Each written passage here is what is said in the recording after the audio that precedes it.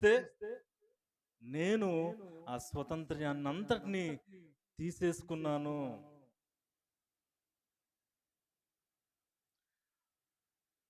ఆదాము మొదలుకొని మానవులందరికీ కూడా స్వతంత్రం పోయింది.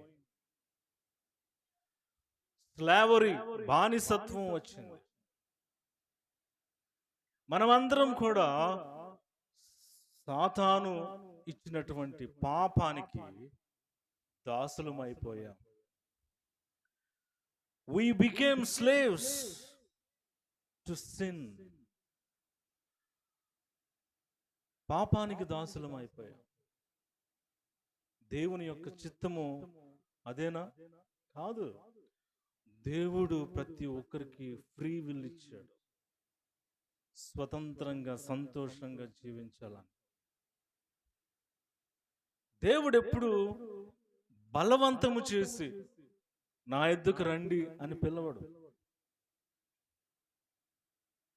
ఇష్టపూర్వకంగా, ఇష్టముగా మానవులందరూ కూడా దేవుని యొద్దకు రావాలి.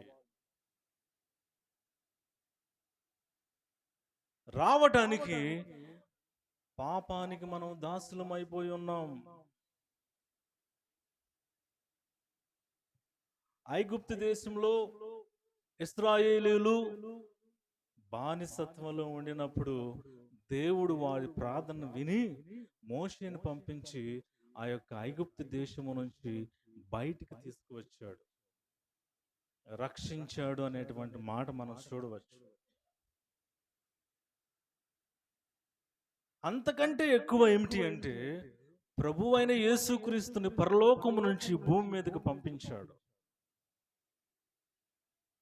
పాపములో, బానిసత్వములో దాసులుగా ఈ లోకంలో మనం జీవిస్తూ ఉన్నప్పుడు యేసుక్రీస్తు ప్రభు పాపము నుంచి మనల్ని బయట వేసినాడు. దాసులుగా ఉన్నటువంటి మన పరిస్థితి నుంచి దేవుడు మనకి గొప్ప ఫ్రీనెస్, స్వతంత్రాన్ని ఇచ్చినాడు యేసుక్రీస్తు ప్రభు.